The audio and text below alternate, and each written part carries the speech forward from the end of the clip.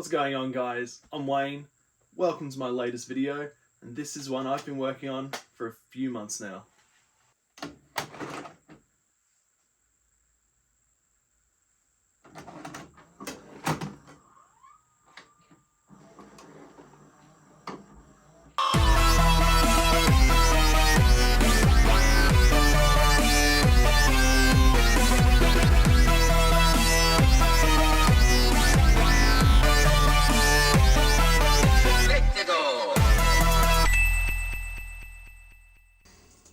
Without further ado,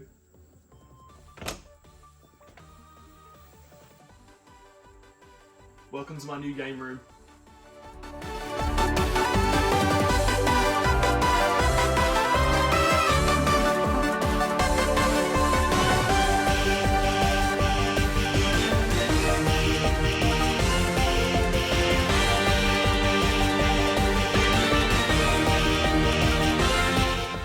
As I said, guys, welcome to the new game room. It's taken me a few months to get here. Little bit by bit, I've been chipping away in any free time I've had. And I didn't want to show off any of the room until it was complete, until it was 100% done and I was 100% satisfied with how the room looks. It's not the biggest of rooms, as you'll probably tell, but I had to measure it out millimeter by millimeter to get everything in here how I could. I couldn't figure out another way to get more in here without it looking like the room was just jammed full of crap. So I'm really happy with what I've done so far. And if you bear with me, because this is going to be probably going to be a pretty long video, I'm going to walk you through the whole room and what we've done to it. So as you can already probably tell from that quick little glimpse, I've separated all the consoles into their own shelves. I've got the Sega, PC and Atari collection over on the far wall. Not putting it out of the way, but it's the stuff I use the least. So it's just out of prime viewing, basically. But there's a lot there. I've got the PlayStation 1 to 5, including PS Vita and PSP, is on the second shelf. I'm really happy with how it looks. I've got some solid titles and I've gotten rid of some shovelware. Xbox, all the way down to Xbox Series X, has its own shelf right here. Some absolute bangers in here, and again, I have gotten rid of some shovelware so I'm not just filling space with crap. And probably my pride and joy shelf in the room is the retro Nintendo shelf. Basically, all Nintendo cartridges are on this shelf. I've got NES all the way down to Nintendo 64, and then we've got the DS and 3DS, and then the retro handheld cartridges are at the bottom. We've got your Game Boy, Game Boy Color, Game Boy Advanced, even some Virtual Boy down there. That's all the Nintendo cartridges are on this shelf. I'm really happy with how it looks, and I'm glad for now it all fits on the one shelf. That's probably not going to last very long though. And on the other side of the room, we've got more Nintendo, but more recent and ones that come in cases, not loose carts. Up the top, there is some boxed and cased SNES and 64 games, but then we've got like your GameCube, your Wii, Wii U, and Nintendo Switch games are all on this wall. And not just the shelves themselves. In the middle here, I've got a few little cube units just to showcase off a few other things that I really wanted to showcase. We'll get through that soon. But yeah, I had enough space when measuring out to fit a little cabinet here, so I really wanted to have sort of like a centerpiece to the Nintendo wall here. And obviously across the top of all the shelves, basically just got anything that'll fit and doesn't look garbage. Got some controllers and consoles, all my Gears of War Funko Pops and Mini Funko Pops are up here. One of my favorite possessions is the Mario RABBIDS Sparks of Hope press kit that I received from Ubisoft.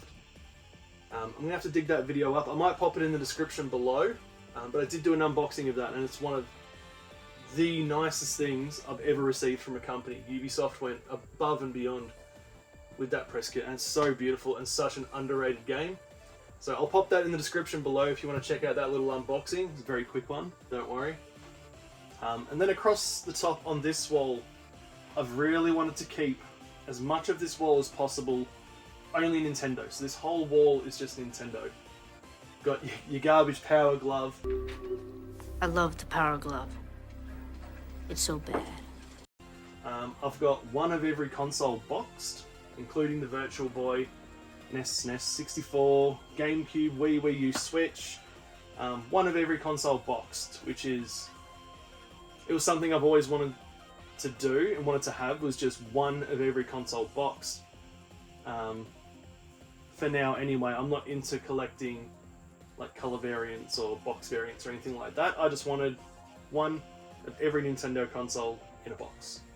So I've done that, and I've got a few other small things which we'll go through soon. But yeah, I've really tried to keep this wall as just Nintendo. Alright guys, I think that's enough of talking about it. I think it's time for me to show you. Let's go through every little piece of this game room. Let's do it. Alright, we're going to start with across the top of all the shelves. I've had to bust out the chair for this one, it's pretty high up. In the top corner I've got a bunch of controllers. I don't really pull them out of the box. I don't really use a lot of the limited edition ones I've got, so I've just left them in the corner. A few of them are out on display, which you'll see soon, but for the most part, just leaving the boxes up here in sort of a tucked away corner because they're not going to get used. The boxes aren't going to continuously get pulled out, so it's not a very inconvenient spot. And then I've got my Atari 2600 Junior, I think they're called, Mini, Junior. And then I've got my Atari 2600 Vader console boxed. Another controller that's just going to sit up here and not get used. But I figured it's worth showing because Astro Bot just won Game of the Year at the Game Awards. And the Game of the Year is... Astrobot! Very incredibly deserving, as this game was the most fun I've had in so long gaming. If you haven't played it, get it. It's worth the price tag. Up here as well is just a couple of amiibos. I got the Metal Gear Solid one. I don't really collect amiibos, but it's Snake. Crash Bandicoot. The Last of Us pops are up here as well. So depth-wise, up the top, I have very limited space because I've got the blind roller is behind the top row. As you can see, they sit about an inch out. But these are my Gears of War Funko Pops. I have every single one that's been released, except one. There's one that continues to elude me. It's a Comic-Con exclusive from years ago. It's worth like $300-400. One day I'll get it, but for now, these will do. I don't think any of them are really worth overly much. Probably a standout one is the Swarm Sniper from Gears 4 and 5. We didn't get that in Australia, so I had to import that. Other than that, there's a few that came out in the Gears Pop mobile app game that came out for a very short time.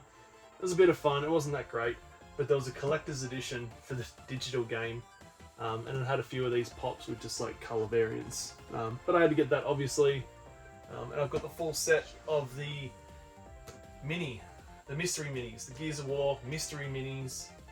I ended up just buying like 3-4 boxes and got the whole set, because why wouldn't I? Alright, now to on top of the Nintendo wall. As I said, I've tried to keep this entire wall just Nintendo. I've made a couple of really small exceptions just to fill space and gaps, but for the most part, it's all Nintendo. We've got the Power Glove.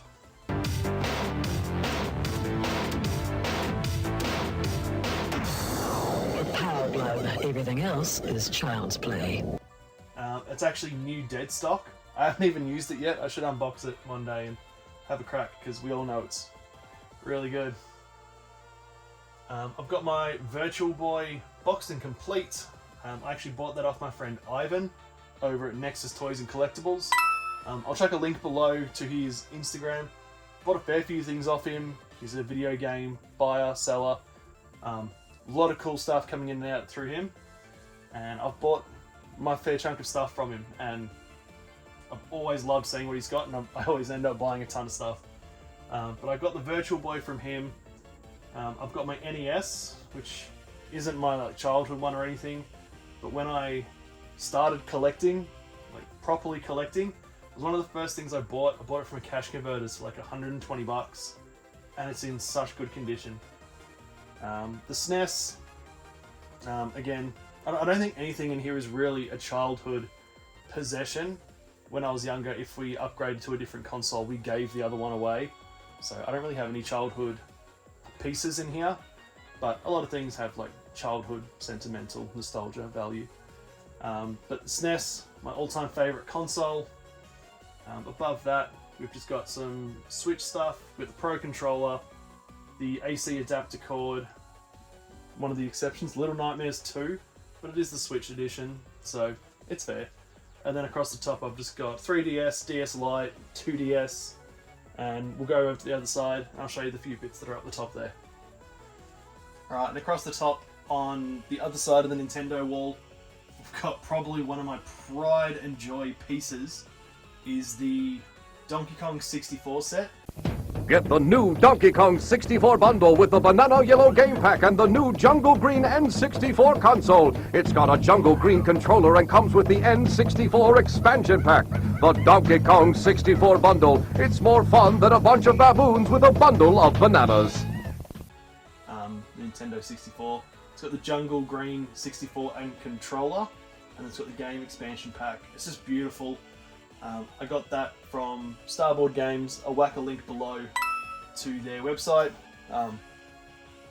The best gaming store in Melbourne, hands down. They've always got the craziest stuff coming in and out, just like this. As soon as I saw that come in, I called them and I said that was mine. That was not going anywhere but my house. I've been after one of these for years and years and years. I'm a massive Donkey Kong fan, so there's no way I wasn't getting that. Donkey Kong, again, I've got the blue Wii console, and a few little Donkey Kong pieces up here. I'll give you a little look at them in a sec. Got Tataku figurines up the top of just some Nintendo games, Banjo-Kazooie Conker, and then a Banjo-Kazooie amiibo. Got the boxed Wii U, and then the NES and SNES minis, NES controller, the Nintendo Game Packs cards. The box is empty because I bought the box years ago when they weren't worth much. And I've got the whole set. Might go find the folder and I'll show you those in a sec, because I think they're really cool. There's a card set and a sticker set. And I'll give you a quick look at all these little bits and pieces across the bottom we got here. Alright, and the little figurines we've got across the top here. I've got a Diddy Kong from, I believe it's a figurine from Diddy Kong Racing. Some really old school Donkey Kong figurine. Little Diddy Kong racer there, but I believe it's like a Mario Kart one. Whiz Pig from Diddy Kong Racing. Little Diddy Kong figurine here. I just love anything Donkey Kong or Diddy Kong related I'm going to buy. I've got a Donkey Kong in his race car from Mario Kart. Got Dixie Kong. Just thrown a Metroid brain in there because it had nowhere else to go. I bought this one because, you know, it's squishy. So it's literally the only reason I bought that amiibo. As I said before, I love Mario Rabbids, so I've got some trading cards in the pack, and then I got some con exclusive badges for the Donkey Kong Adventure DLC. They're not overly expensive, but I never see them, so I had to grab them when I saw them at a good price. And this is one really cool thing I found at an op shop years ago. It's one of those like ring games in a Donkey Kong book. The art's crazy good. I just don't know how to get this out and put water back in it. Hence why it's empty. But that was like 50 cents from an op shop. I was a bit bummed there was only one, but that thing's awesome, so I had to get it because it's Donkey Kong. Alright, now we're going to go through the gaming systems. We're going to sweep the room left to right, starting with probably my two smallest collections, or three even. Sega, PC, and Atari 2600. They don't come at me with the Sega's better than Nintendo. I don't give. I didn't grow up with the Sega, so I've only got a very select few games that I've actually played and actually enjoy. I will add more, but for now this is all I've got. Now with the Sega Master System, I only have 14 games. My entire collection is only 14 games. I don't really have any heavy hitters or anything super rare. I think the closest that comes to is Bram Stoker's Dracula. I'm pretty sure it's about a $90, $100 game, maybe 80 to 100, somewhere in there. This is in really, like, this is like shop, brand new condition. It's incredible how good condition this is. Yeah, I still haven't played it. I don't know if it's any good, but I haven't played it yet. Another one I had to have is the Terminator. Also haven't played it, but it's the Terminator and it's Arnie. And to go with Arnie, I've also got Predator 2. Any game based on an Arnold Schwarzenegger movie, I will get. Both of which I have not played, but I have them, which is the case with a lot I buy. If you're a game collector, you know what I'm talking about. One of my favourite ones that I have, that again, I haven't played, but the Sega Master System 1 actually had a slot in the front of it where you could play Sega cards instead of cartridges. I'm not really sure why Sega went that route, but they did, with I think only 7 games. But instead of cartridges, you got these cool little Sega cards. I would like to collect them all, but some of them are pretty pricey and incredibly hard to find. That was one I was really stoked to find, just because, you know, it's something unique and unusual in gaming. That's the kind of thing I like to collect. Another one worth pointing out is Castle of Illusion, starring Mickey Mouse. I've only played this once. I busted it out when Craig from Two Happy Gamers was around last year. Yeah, those guys came around for a couple of nights and we busted out the Sega one night. He showed me this one. Incredibly fun game. Pretty forgiving. I did horribly though. But the colour palette on this game was not mind-blowing, but there's not many games in that era where you'd see that sort of bright colour palette consistently throughout the whole game. It was beautiful to play. I'm going to have to put it back in soon and try and get through that, because it was really enjoyable and I'm going to do Craig proud. Sega Mega Drive is even smaller. I only have 12. 11 here, and there's a 12th one hidden down the end, Tasmania.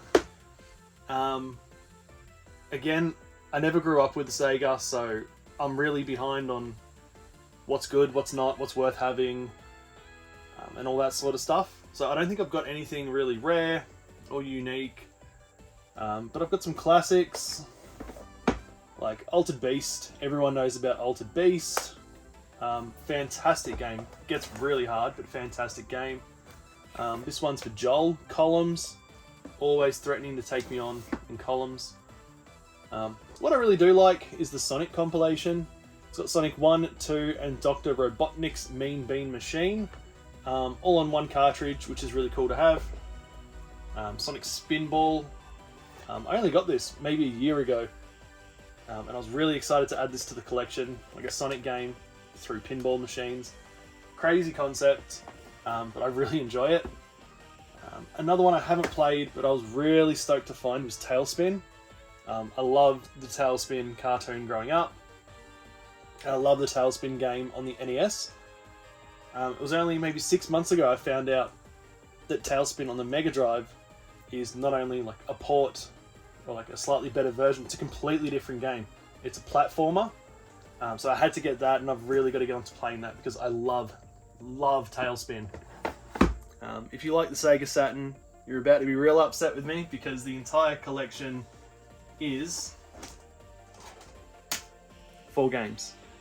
So because it's 4 games, let's go through the whole collection. I don't even remember where I got it, but I've got the Die Hard trilogy.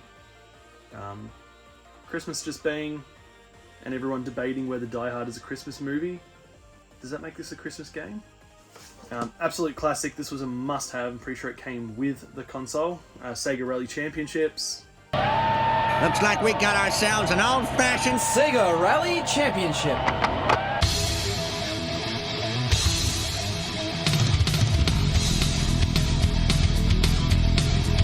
Long, medium, right. Over jump. Wow. Regarded as the worst Sonic game, Sonic R, and one that is a Christmas game, Christmas Nights Into Dreams. That was one I actively hunted as soon as I got a Saturn, so that one had to go into the collection. Which is funny because I don't have the standard Nights game. Nights into Dreams, which I thought I did. But no, I have Christmas Nights. It's going to have to do for now. And my humble little stack of 11 Dreamcast games. I absolutely love the Dreamcast, but again, got into it super, super late. Never grew up with one. Not having a Mega Drive or a Master System. The Dreamcast wasn't even in the vision of my mum, so we didn't get one. But now I have one, and I like to think, I don't have much, but I've got some really solid games. One I am glad to have is Cannon Spike. I don't believe it ever came out in PAL regions, so this is obviously an American copy. But it's a really, really fun game and incredibly expensive. I can't believe how expensive this is. Like, it's a good game, but it's not that good. I'm sure there's reasons why it's so expensive. But it's really, really fun. It's got Cammy in rollerblades, carrying Uzis. What's not to love? One that I love on the Dreamcast is House of the Dead 2.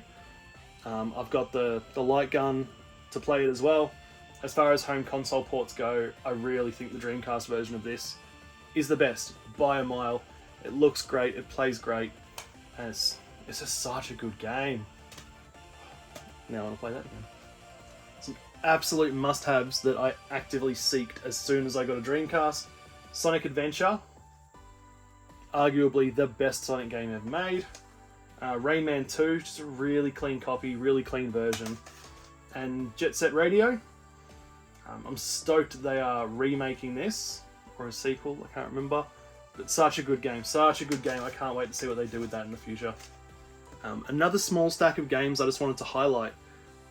New Dreamcast games being made by Wave Studios in the UK.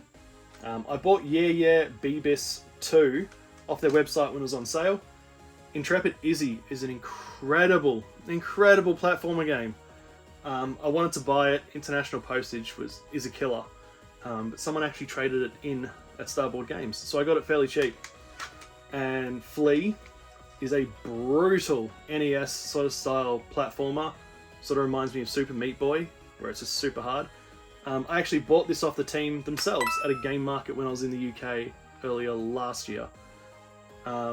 Nice guys. I kind of wish I bought more games, but you know, I can't buy everything. Yeah, if you like your Dreamcast, Wave Studios, I'll whack a link below to their website. They continue to make brand new Dreamcast games, great quality. If you love your Dreamcast, get on them. Now for the PC collection, I don't even own a computer that can play almost all of these. But one day, I'll be a big boy and I'll have a PC and I'll be able to play them. But until then, I'm still going to collect them because they're franchises that I love. I'm going to collect them anyway. And one day I'll be able to play them. But obviously, I've got things like Alan Wake and Alan Wake's American Nightmare. The PC version is the only physical release of American Nightmare. So, I was obviously going to get that, regardless if I could play it or not. Got some other ones that I'm obviously going to own. The original Fallout. I've got 2 copies of Gears of War. I've got one that doesn't come with a slipcase and one that comes with a slipcase. If you know me, you know I collect every variant of every Gears of War game I can find. So obviously, one with and without a slipcase isn't anything out of the ordinary for me.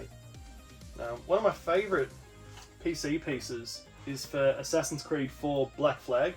It's not actually the game, it's a pre-order bonus pack. But inside is a fold-out map. And on the map is locations throughout the game. So obviously locations for treasure. Now since I've purchased this, I haven't played Black Flag again. Probably will soon. It usually ends up being like a New Year's Day sort of tradition for me. I don't know why, it just ends up being that way.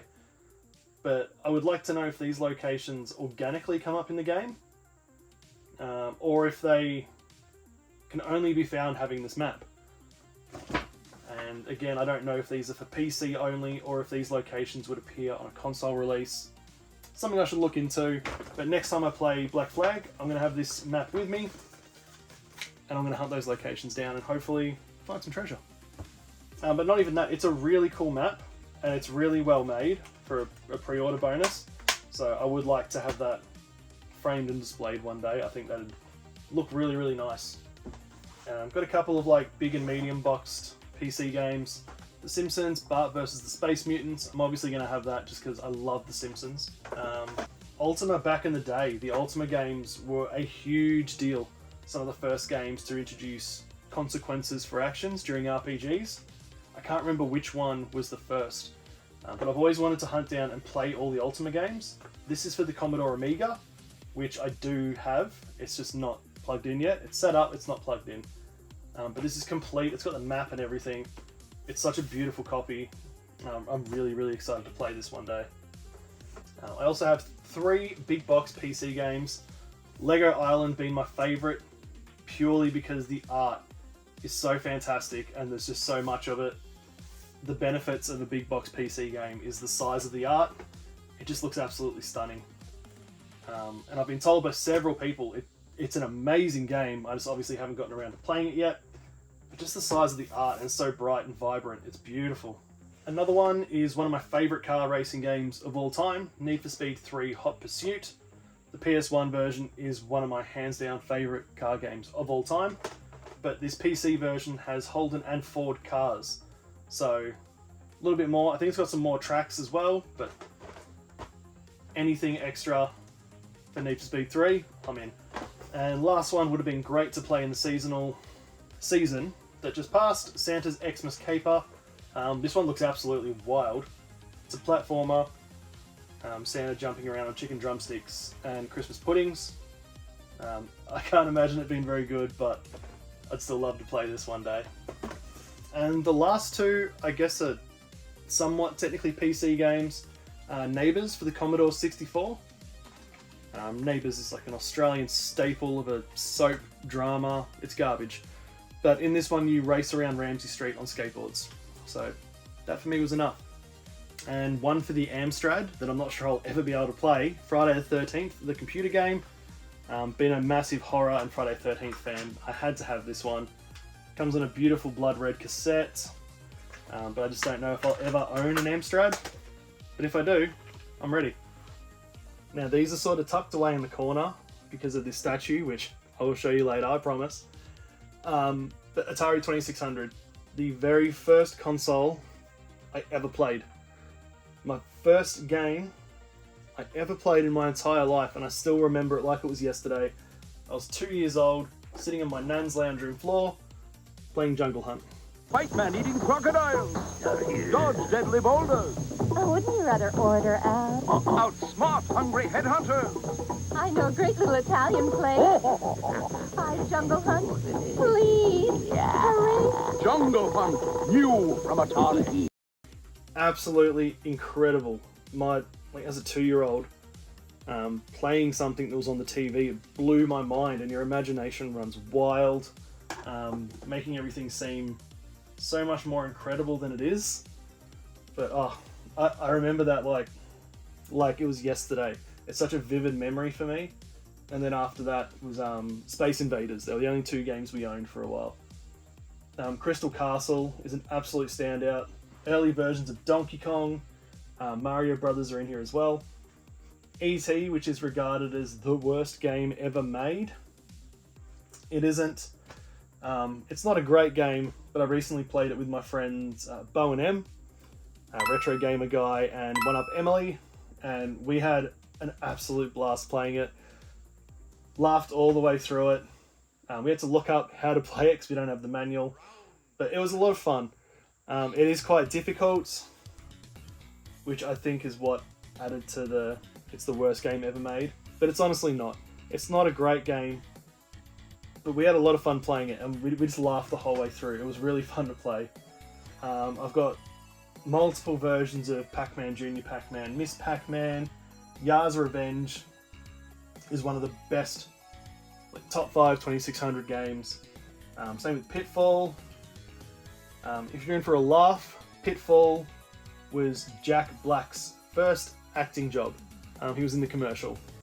Just last night, I was lost in the jungle with Pitfall Harry, surrounded by giant scorpions and man-eating crocodiles. A lot of games. A lot of them aren't very good, but I love collecting for them. As I said before, I love the weird and obscure. So I've got these Atari 2600 double enders. It was 2 games in one. This one especially. Chuck Norris Super Kicks. And when you're done playing that, flip it over and you get to play Artillery Duel. I believe I only have one more double-ender to get, and then I've got them all. But yeah, that's my Atari 2600 collection. There's quite a few in there. I enjoy the 2600, not many people do these days. One last Atari 2600 game I want to show off is Mr. Run and Jumpman. This is a brand new Atari 2600 game that was made in 2023 when the 2600 Plus console was released. This is so difficult. Me and Bo and M also played this, and I don't think we got past screen like 8. Incredibly difficult, but never in my life did I think I would see brand new Atari 2600 games being produced. This made me incredibly happy to see. Another thing I don't collect all that much of, but I do like to get the ones for games I really love, are the soundtracks. Days Gone had a stunning soundtrack, and I still think it's criminal that we don't have a sequel. Gears of War 1, 2, 3, again it's Gears of War. I'm going to have them, the soundtracks are spot on. Homefront, very overlooked game, but the soundtrack really brings the game forward. Resident Evil 5, I don't care what anyone says, it's a great game. And then we've got some other things, just like a PlayStation soundtrack, Xbox soundtrack, Del Toro's Quest, and the entire audiobook set for Del Toro's Quest 1. Also some little pieces hiding tucked away there. A Fallout 4 music sampler. Star Wars Heroes and Villains, little music sampler. Prey music sampler. And the Uncharted 3 Piggyback soundtrack exclusive. The more music, the better. And down the bottom here we just have some things that needed somewhere to go, things I love and wanted to display. Just some really cool pieces. Obviously I'm a massive Fallout fan, so I've got the Pip-Boy edition for 4, Collector's edition for 3, Collector's edition for 4, an official tarot deck with the art on it is so cool. Got some pins, some badges. This one being one of my favourites, a PAX 2023 exclusive, surfing Vault Boy with a kangaroo. It's beautiful. I've also got a bottle of Nuka-Cola Quantum, a couple of press kits from Ubisoft, Watch Dogs Legion, the Crew Motorfest, a cool deck of cards that I got from 2K as part of the Tiny Tina's Wonderland press kit. The cards are awesome. Bunch of little RABBIDS figurines that I picked up from an op shop. I thought this was really cool as well. I won a Bethesda giveaway for Deathloop, and it came with these 2 awesome pins. I also got a shirt and a beanie as well. These pins are just stunning, they're so nice. One last little part I wanted to show off is my little section for The Quarry. I absolutely loved this game when it came out, and I did receive a little PR pack from 2K. Came with the stubby holder, a little torch, and this amazing camp counselor mug, which I'm too scared to use now because I don't ever want to break it. Last one I wanted to show off though was this controller that a friend of mine, BOBACATT, won in a 2K giveaway for me. I didn't win it, she won it for me, and love her forever for it because I love this thing. It's got the full moon on the front, engraved, like actual engraved claw marks on the back with blood, the Quarry logo written in blood, number 7 out of 10, made worldwide. It's such a good controller, made by Tag Mods. I'm so happy to have this because I loved the Quarry so much. A lot of people didn't like it that much, but I personally loved it. So I was stoked to have this. And as always, a massive thank you to BOBACATT for winning me this. She's an absolute gem. I'm going to put her link in the description as well because she deserves it. Alright guys, and now it's time for the PlayStation shelf. I went for something a little different this time. Every few sections I've faced a game out. One, because the games that are out are some of my favourite games and some of the best games ever made. But not just that, once I buy more games, instead of reshuffling the whole shelf, I can kind of just put a few to the side for a while, and then once I need to put them on the shelf, I can just put them in there. I don't have to reshuffle the whole shelf sort of thing. But while we're doing PS1, let's go through a few of my favorite PS1 games. Bugs Bunny Lost in Time is without a doubt an absolute staple PS1 game. If you have a PlayStation 1, it is a must. I remember back in the day getting the demo and playing that to death. And now having the full game, adult money, it's so good to be able to play this game in full, and it really brings back those nostalgic memories of being a kid and just playing this demo over and over again. Crash Bandicoot, not much needs to be said. It was my first PlayStation 1 game. I got it for Christmas the year after the PlayStation came out, I believe. Incredible time that was, playing a PlayStation game after playing Super Nintendo, and then jumping straight to 3D graphics on the PlayStation. Mind-blowing. One that might be a little bit more unknown, but is solid game. J-Cocoon. It follows a somewhat Pokemon gameplay where you battle creatures.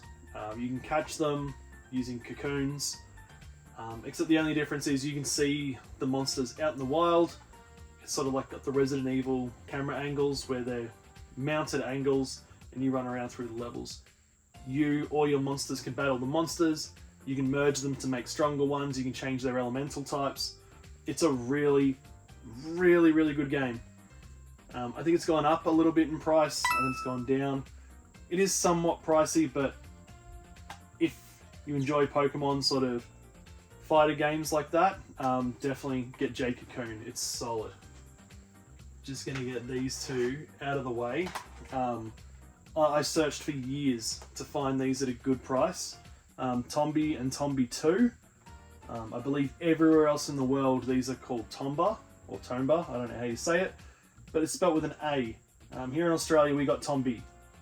I'm not sure why the difference, but we got Tombi, and these are incredibly expensive over here.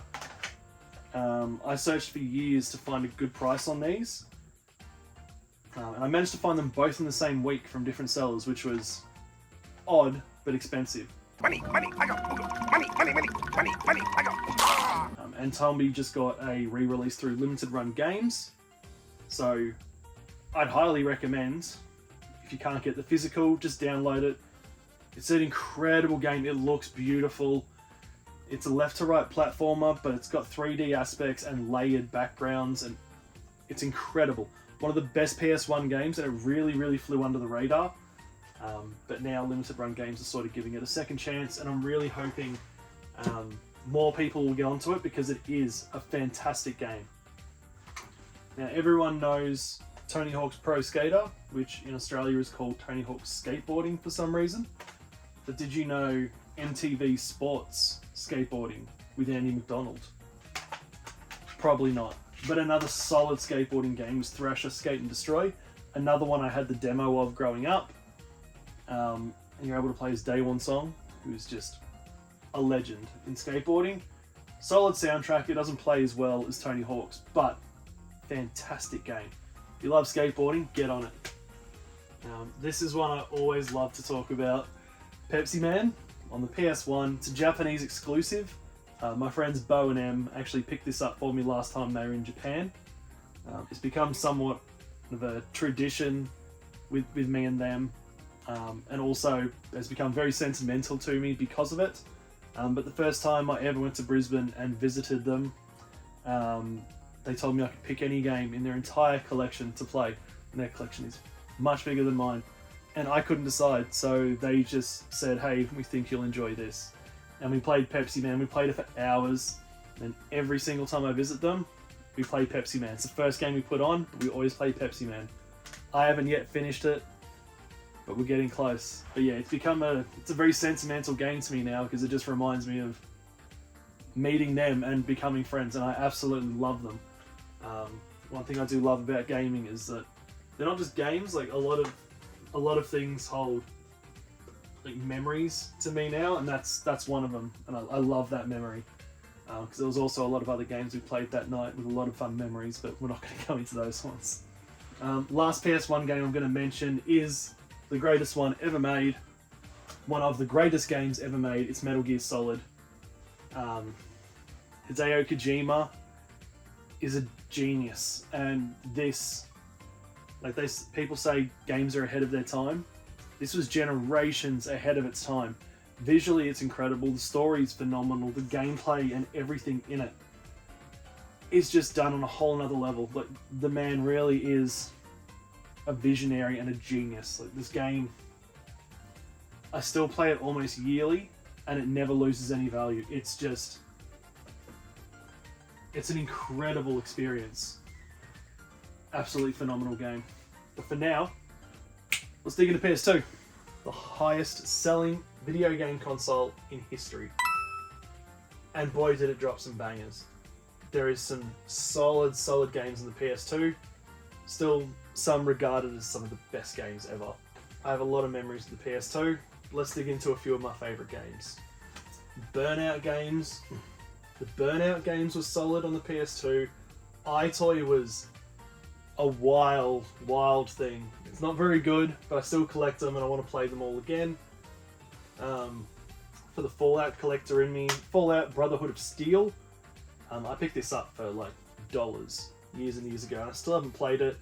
Apparently it's not very good, but it's Fallout. There's no way I'm getting rid of it, and there's no way I'm not having it. I should probably play it soon.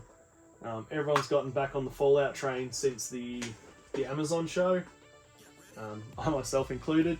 So I should probably play that soon, just see what it's all about. I've got some pretty cool horrors that I picked up a long time ago before the prices shot up. Forbidden Siren 1 and 2. What have we got? Haunting Ground, Obscure 1 and 2.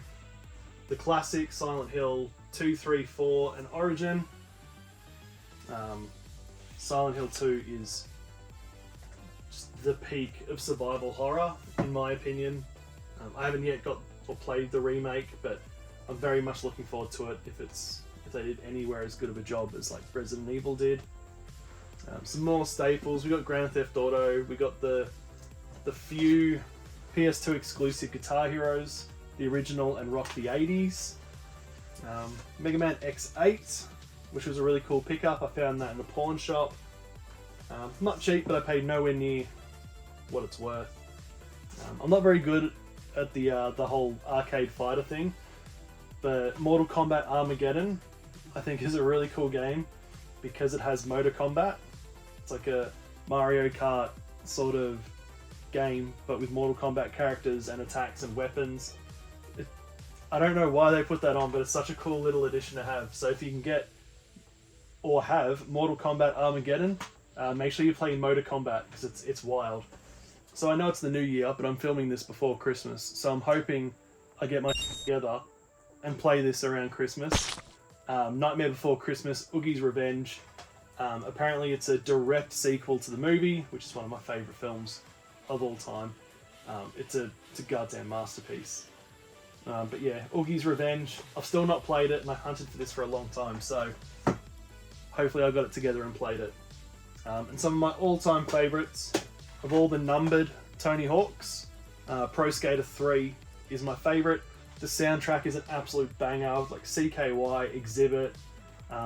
There's some really, really good tracks in there, and I liked that you could go through it and tick the ones you wanted to listen to and untick the ones you didn't want to listen to. Solid game. I play that every year or two. I love it. Underground 1 and 2. Tony Hawk's Underground being my favourite of all the Tony Hawk games. And in general, just one of my favourite games. I love it so much. I still remember getting this for Christmas one year, and I had the Digipack edition that came with the camera. Unfortunately, I threw the box out. I still have the camera, but I don't have the box, and I'm really, really struggling to find that box again. I've been looking for a decade now, so if you know someone that has it, hit me up, because one of my probably top 10 games of all time.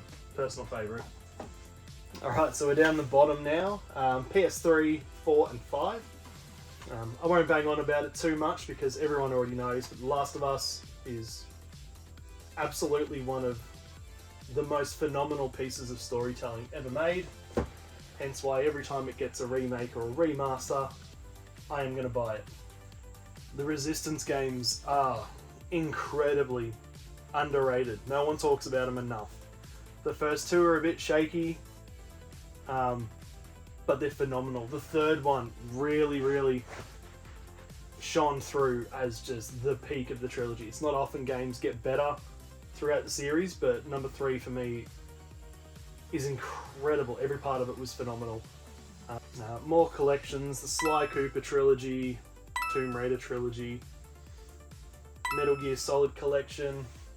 Yeah, the PS3 has some solid games, but after PS2 I moved to Xbox 360, so a lot of PlayStation I collect from PS3 onwards is console exclusives, which isn't a bad thing.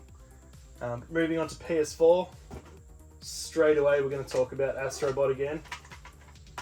Rescue missions for the PS4 VR, incredible.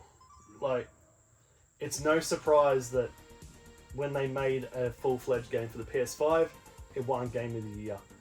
This was almost as good, and is the most perfect VR game to play. It's adorable, the soundtrack slaps, and it just plays so smoothly. It's an incredible experience to play that on the VR. Detroit Become Human was a pretty big deal when that came out. I got a horrible ending. I killed everyone, unfortunately. One very unique title I had to get was another VR title. It's called Downward Spiral Horror Station. I know nothing about it, but I bought it purely because the soundtrack is done entirely by my favourite vocalist from my favourite band of all time, Billy Barlow. He was the vocalist for him. He now has his solo project, VV. Anything that man does, I will buy or I will be a part of. I've travelled the world to see him live. I've done multiple states in this country. His music just means so much to me. So when I found out he did the soundtrack for this game, I had to get it. I really should get off my ass and play it because I want to hear it and experience it for myself. Horizon Zero Dawn was such a good game, and I'm going to upset a few people saying this, but Aloy's voice acting almost ruined the game. It doesn't matter if she's sad or excited or happy, she was the most monotoned performance I've seen in almost any game. If it wasn't for the story being so incredible and so intriguing, I never would have finished this game. As I said, any chance to talk about it, The Last of Us Remastered. I'm still sad that there was a proposed PS4 console that was supposed to come out for the remaster. There was some ads and some advertisement done, but the console never released, which makes me sad because I would have loved it. Very basic, but I would have loved it. And The Last of Us Part 2, another absolute mammoth of storytelling in games. I didn't enjoy it as much the first playthrough, because if you played it, you know what happens at the start. But really, that is sort of like the emotion it was trying to invoke. And it tried to make you think about things from two sides of a story, which on a second playthrough I understood more and I appreciated more. But oh God, what a fantastic story that was, and just incredible storytelling. Speaking once again about Naughty Dog and storytelling, the Uncharted Nathan Drake collection that released on the PS4 was phenomenal. Complete remaster of the original trilogy of Uncharted games, and then we were all treated to Uncharted 4, A Thief's End. Absolutely fantastic game. I still stand by Uncharted 2 is the best, but this was by far the biggest and most ambitious of the games, and a really solid closing to Nathan Drake. Amazing games. And then we later received like a half sort of side game in Uncharted Lost Legacy with these two instead of Nathan Drake. It was a good game. I just don't really think it was needed. It was sort of just pushed out there because Uncharted did so well. Still a great game, all of them. But yes, if you haven't played them, get the collection. and Uncharted 4, fantastic games. And another fantastic game is Until Dawn, somewhat an interactive like horror movie. I've played it start to finish maybe 10 times now. I never get sick of playing it. It's just so fun to play, even though it's terrifying and half the time everyone dies. But I just really enjoy the decision making having such lasting impacts throughout the game. And speaking of Until Dawn, my favourite VR game is Until Dawn Rush of Blood. The first time I played it on VR, I kicked myself. I fell out of my chair a couple of times, I screamed several times. It's terrifying to experience for the first time. But once you know where all the scares are, it's a really enjoyable rail shooter. There's not much else I can say about Rush of Blood. It's just gory, it's scary, it's fast, and it's tense. Really, really great game. And lastly, we can't forget Days Gone, one of my personal favourite PS4 games ever made. The ending and the secret ending, phenomenal. And it truly is criminal that I don't think we're ever going to get a sequel to finish the story off how it deserves. I think it's honestly criminal that we don't get a sequel. If you've played Days Gone, you know exactly what I'm talking about. Kicking into PS5, Astrobot just won Game of the Year. I am not surprised at all. This is one of the best games I've played in a long, long time. Super cute, incredibly addictive, and just slap-worthy music.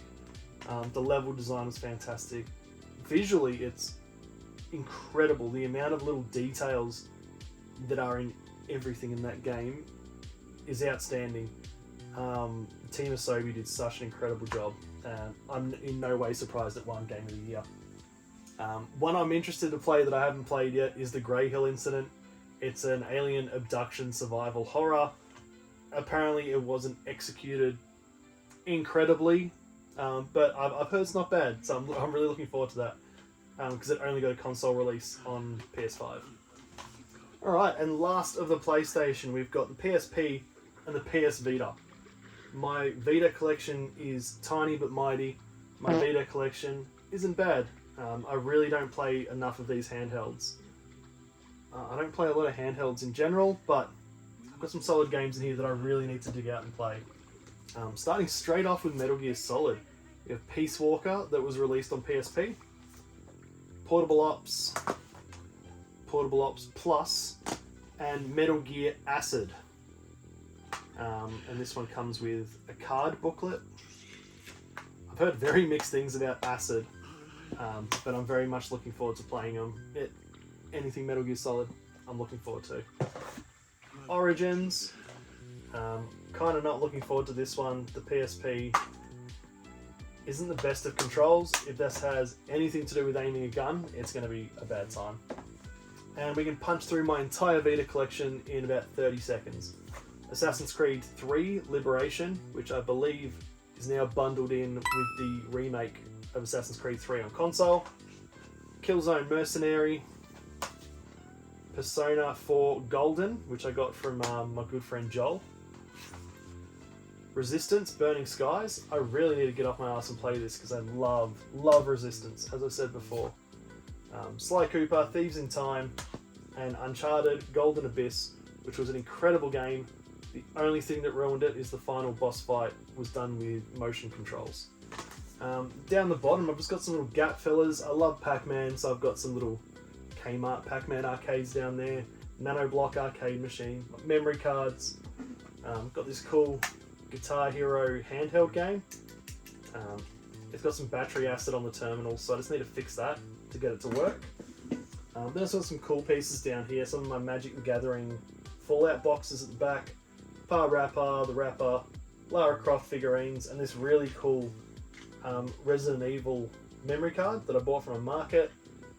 I think that's really cool. It was only a couple of bucks, so I had to get that. And now on to the Xbox shelf. 4 generations of Xbox gaming, and one that really reignited my love for gaming. Once I fell out of gaming for a few years when I was a bit younger.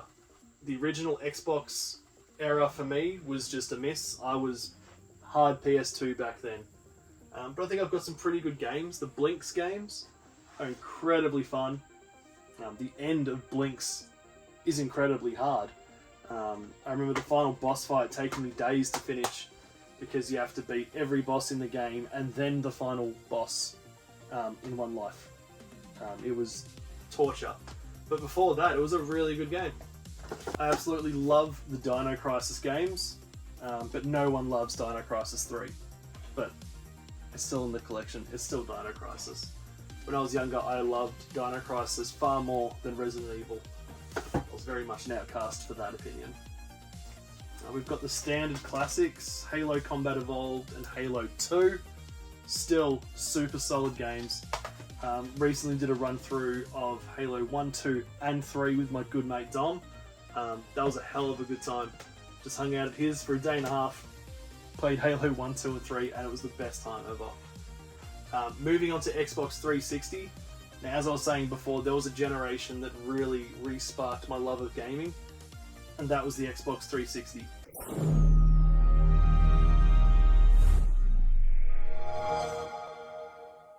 For years, I didn't really play any games. Like, I'd buy some and I'd play them every now and then. I wasn't really invested in games. And then some friends started playing Guitar Hero, which I instantly became obsessed with. I have all the Guitar Heroes. For a couple of years I even competed in Guitar Hero contests. It was some of the best nights ever. Like, me and my mates would just skate to someone's house and we'd play Guitar Hero and drink all night. It was fantastic. But I believe the two games that really re-sparked my love for gaming again was Fallout 3. That changed everything I knew about RPGs, first-person shooters, post-apocalyptic. Like, this just changed my opinion on what gaming was. Fallout 3 consumed my life. And it really got me seeking similar games and similar style of gaming. And the other one, as you could imagine, is Gears of War. Gears of War 1, 2 and 3 on the 360 took over my life. I spent countless and endless nights playing couch co-op with friends, playing Horde mode online, or playing Horde locally on the couch. It just... the story of Gears of War, the originality of it all, and everything really just hit me different. And it just still consumes me. I still obsess over Gears of War and still play it religiously and continuously. I really can't wait for day 1 to come out. Hopefully soon. Or Gears 6, whenever that comes out, because I'd really like to know how that second trilogy of Gears of War ends. I said it before with the soundtracks, but Homefront is a very underrated war first-person shooter. I prefer this to any of the Call of Duties in that era. I find it just a more meaningful and believable storyline instead of just the world is ending, we have to save it sort of thing. To me, it's a very played out story in Call of Duty, and this was just a breath of fresh air, and I really, really enjoyed it. One of the funnest games I've ever played, and funniest for that matter, was South Park: The Stick of Truth. I remember I took 2 days off work when this came out, and I played it start to finish twice, back to back. I thought it was absolutely hilarious. It's like playing the best episode of South Park ever. But unfortunately in Australia we got it restricted and we got scenes deleted. So instead of getting those scenes, we just got videos of a sad koala. So whenever I got that, I'd just YouTube what the scene was, and honestly they weren't that bad, but Australia's sensitive apparently.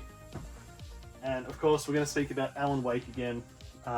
This limited collector's edition, when I first played Alan Wake, it blew my mind. It's such an incredible and unique story that's told so incredibly, with such a great narrative. It's such a wild ride of a game, and that universe has just expanded so well and so beautifully since then. I really can't wait to see what Remedy do with the Remedyverse from here on. Seeing as Alan Wake, Control, Quantum Break, Alan Wake 2, they're all linked and they're heavily involved with each other now, so I really can't wait to see where that goes next. And now we're moving on to Xbox One and Xbox Series X. Some super solid games came out in these generations. Also a lot of absolute shovelware, but some super solid titles in here too. Insane favourites. We'll kick straight off with Assassin's Creed Black Flag. If you know me, you would have heard me speak about this countless times. My favourite and the best of the Assassin's Creed series. There was just so much to do, and the exploration was incredible. Land exploration, cave exploration, deep sea diving exploration. There was hunting, there was whaling, there was map reading. There was just endless things to do in this game, and the music as well. It really just connected with me, this game, and I still can't get enough of it. You already know we were going to talk about this. Fallout 4. I took time off work when this came out, and I believe it is my most played game of all time. My first playthrough, I sunk 620 or 630 hours into it. After the show came out this year, I started playing it again and sunk another 150 hours into that playthrough, which I'm still not done. So I'm nearly at 700 hours. It's just incredible the amount of detail that went into this game. There's just so much to do as well. Like, I enjoyed just picking a spot on the map where I hadn't discovered many locations, and I'd just go for a walk and you would find hundreds of things to do. Truly mind-blowing achievement in gaming. A game that surprised me at how much I loved it was Forza Horizon 3. Set in Australia. Incredible game. I didn't play the Forza Horizon games or Forza Motorsports games for the longest time. I'm not a car person, I don't care about cars. But I got the second one free with a console, so I didn't play it for ages, and then once I did play it, it's just so much fun. It's just a really fun time. So when the third one came out and it was set in Australia, I was beyond excited. Like, I think the first and only car games I've ever pre-ordered and been actively excited for. And they're so cheap now. So if you haven't played Forza Horizon 2, 3 or 4, get on it because they're incredible games. Little Nightmares is hands down one of my favourite games to come out of the last 2 generations. And Little Nightmares 2, super creepy, terrifying vibes in a platformer. Myself and a few other people I know love these games. And number 3 is coming out this year, hopefully. And the creators of Little Nightmares 1 and 2 are making their own game outside of Little Nightmares called Reanimal. And it looks terrifying, and I cannot wait to play Little Nightmares 3 and Reanimal. They're just such incredible games with incredibly terrifying vibes. Rise, Son of Rome, a release title for the Xbox One, which, like the release title for the PS4, the Order 1886, received the exact same criticism for the exact same reasons. People complained that this game was too short and just review bombed it. The story of this game is phenomenal. This is a 5, 6, maybe 7 hour game, and it is phenomenal. Everyone that complained it was too short is an idiot. It was the perfect length for what it needed to be. It didn't need to be longer, it didn't need to be shorter.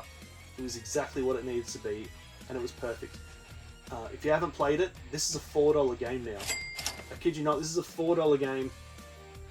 You will not regret it. It is honestly one of the best Xbox exclusives, and it completely flew under the radar. The Tony Hawk Pro Skater 1 and 2 remake, I don't even need to talk about. You all know I love it. It was the perfect remake. New skaters, new songs, the same levels, but just everything was 100 times amped up. It was perfect. Watch Dogs, I loved those games so much. Everyone hated them, but you know, what doesn't everyone hate these days? It's cooler to hate everything than actually enjoy what you have. One I slept on for a very, very long time are the Mafia games, and this Mafia trilogy is perfect. The perfect way to play all three. It's got the remake of 1, HD reboot of 2, and 3 was out at that time anyway, so it's how it's supposed to look. The remake of 1 is one of the single best storytelling games there is. It was phenomenal. Start to finish, I was absolutely hooked. Mafia 2 was really good as well. It was a graphical generation down from the remake and number 3, so it felt like playing in a slump and then going back up to 3. It was still a great game, it felt weird that it didn't have an upgrade like the rest of them. And 3 was really good. It was just super, super long. They dragged it out way longer than it needed to be, but it was still a great game. And now we're moving on to the Series X. Not so many for there because it's pretty new, but there are some solid games, so we're going to talk about them. You already knew I was going to bring these up. Alan Wake got a remaster. I really, really wish it got the remake instead of a remaster. The dark, creepy vibes could have really, really used that next gen, or 2 gens later, graphical reboot. And I know it would have worked because they did it all in the Alan Wake 2 release, and it was perfect. Alan Wake 2 is a triumph in storytelling. It was... I've never been so addicted to a game where I couldn't do anything but play it. And then as soon as I finished it, you find out that if you play it a second time, you get an extended ending. So I just straight back into it. Another 20-30 hour playthrough, back to back. And then the DLCs and the connections to Control, and yeah, the storytelling Remedy do with Alan Wake and the Remedyverse is incredible. That's all I got. It's incredible. Another set of games I really slept on, Dragon Quest. I got Dragon Quest 11, Echoes of an Elusive Age, the definitive edition. I got this off Joel. He nagged me for a year or two to play it, and I didn't. So then he bought it for me, and then nagged me for another year to play it. And then I finally played it, and after 99.9 hours of playing, I was beyond obsessed. I love this game so much, and now I'm slowly going to start ticking my way through the rest of the Dragon Quest series, because this JRPG was phenomenal. I almost can't fault this game at all. It was so good. So for everyone else that Joel's pestering to play it, just do it. It's worth it. I'm really starting to have a type with these games. Another one from Supermassive Games, The Quarry. Another interactive movie of sorts. But I loved this one. I really, really loved this one. From the second I saw the first trailer, I was kind of hooked. Absolute star-studded lineup, including David Arquette. It was just great. I loved it, start to finish. I've played it through maybe 4 or 5 times now. I just can't get enough. I love The Quarry, it's such a good game. And the last 2 things I'll show down here are 2 of my Fallout controllers. I got this one spray painted at a PAX/Bethesda event a couple of years ago from War Customs. Nothing super fancy, but it was only available at the event, so I got that. And this one is an official Fallout controller that you get through the Xbox Design Lab. The only thing I didn't like is they come in plain white boxes, which is annoying considering how detailed and intricate these controllers are. But it's Fallout, so I had to have it. I'm too scared to use it because I don't want to rub the paint off, but it's beautiful. Alright, and next we are on to the Nintendo wall. But before we go through all the games, we've already been through the stuff at the top. I want to go through this shelf in the middle, and then we'll get digging into all the games. Now, I did mention earlier I made a very few exceptions to the Nintendo-only wall. The Vectrex being one of them, purely for space and fit. There's nowhere else I can really put it without shoving it in the cupboard, and it's something I love having on display because I think it's such a cool piece of gaming history. The controller is on the bottom. It's sort of like a budget home arcade in a sense. The whole console is the TV, and you put the games in the side. I just love it. I really should have plugged it into this video. I really want to show it off. It's such a beautiful piece of gaming, and it's so old. It's really hard to find games for as well. I only have a very few handful of games. Hyper Chase is the one that came with it when I bought it. Starhawk I found at a market, which I was so surprised in. And I have a multi-cart, so I can at least play all the games, and some cool little like homebrew things that are added onto these. They're so hard to find, and they normally have plastic covers to sort of set a map for the game. But I'll take what I can get. Slowly but surely I will get more for the Vectrex collection. Alright, next shelf down I was really excited to do, because I've got all the colour variants of the Nintendo Wii, and I really wanted to have them on display. So I've got the white, the black, the blue that came with the Donkey Kong set, and the red one which came with the anniversary of Super Mario Bros. I love having them out on display. It does my head in a little bit that the white and the red have the Wii there, and the blue and the black have it on the side. But what can you do? I can't change how they were produced. I still love having all four of them on display here. I love how they look together. So this little section here is a game I didn't really work on, but I was involved in testing, and I'm credited as a game tester. And I was just really passionate about this game from the first moment I heard about it. I first saw them at PAX 2022, and they just had a little demo up of Kendan and the Gem of Aru. And as soon as I played it, I was just obsessed. It's a new Game Boy game, and I love my retro Nintendo. It being made in Melbourne, and honestly very close to where I live, I stayed in contact, and I've tested a lot of it for them as well. I did the first tester, which was just chapter 1, and then I did multiple playthroughs of the second tester, which was the full game, almost complete. I have brochures from events they were at. This is a Kickstarter copy box, which also came with one of 20 of the Gem of Aru necklaces or pendants. But I just love that a new Game Boy game was made locally, not even just Melbourne, but very locally to me, as I said. And yeah, in fact, being credited as a game tester, which I think is something really cool. So I was passionate about this from day one, and I love that I was able to be involved and help with it. Now, if you know me, you know I absolutely love Luigi and the Luigi's Mansion games. They're some of my favourite Nintendo games. They really just click with me. I love how they're a little bit creepy and a little bit dark, but Luigi's also terrified of every aspect of it. But I love that these games took off. They're so much fun. And I've just got a few little like promotional pieces scattered around here. I really wanted Luigi to have his own sort of center stage part in my room. PAX promotional pieces, hats, a statue, steelbook, Happy Meal toys. There's a few little bits in here, and I just really wanted them to have their own place to sort of stand out in the game room. I've said it once, and I'll say it 100 times. I love retro Nintendo, and I love the Game Boy. I've got all these cool little pieces, and I just thought they'd really fill out one of these little cube cabinets well.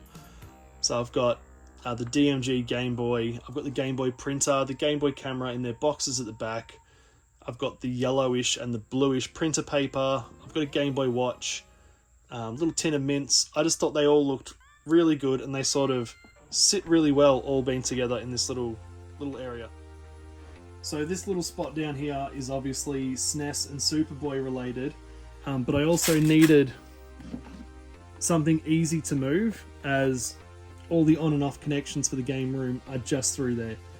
So I figured the Superboy box blocks that pretty well, and then a few other SNES bits to have out.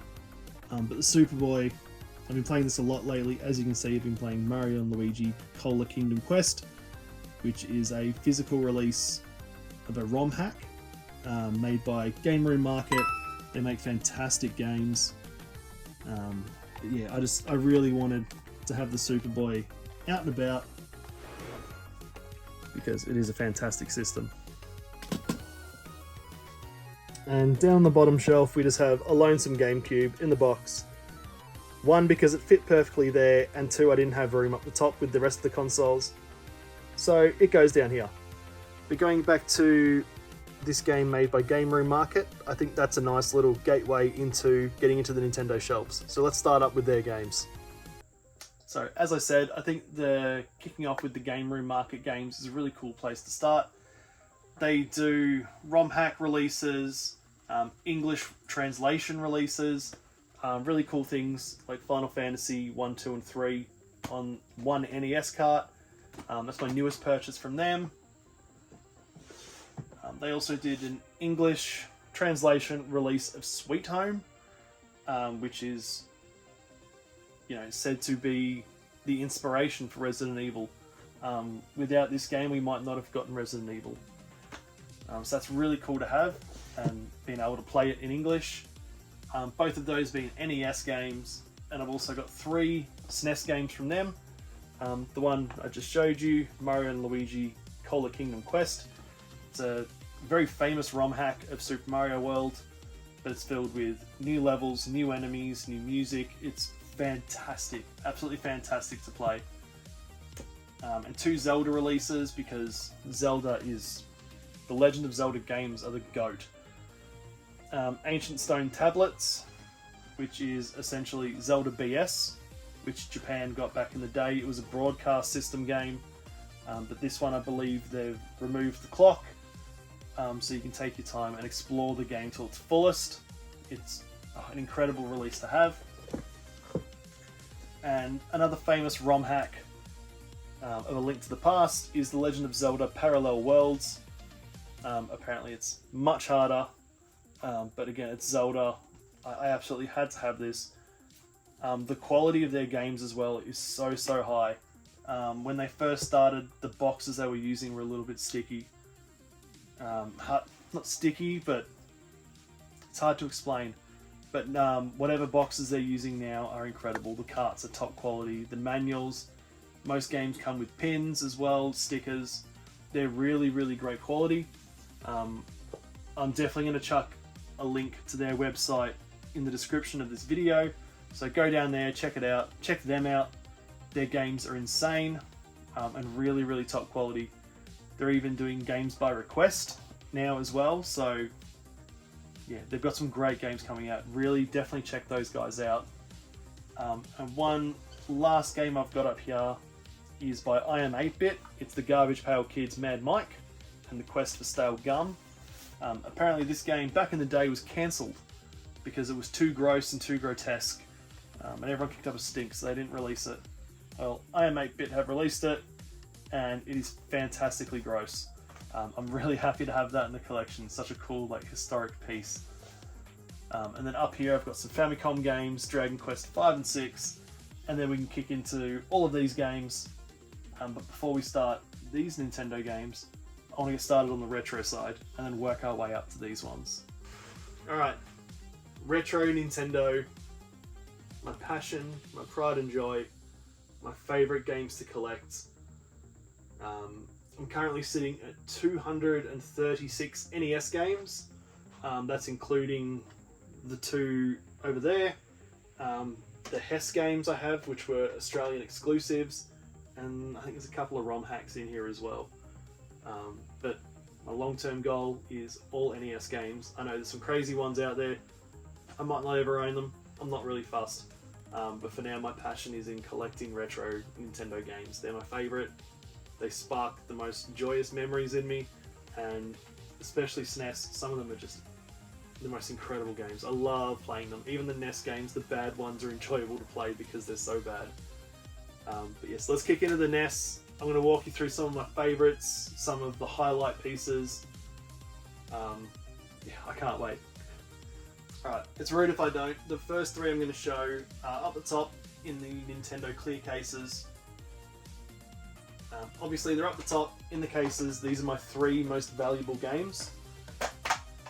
First one being Die Hard. Again, if Die Hard is a Christmas movie, this is technically a Christmas game.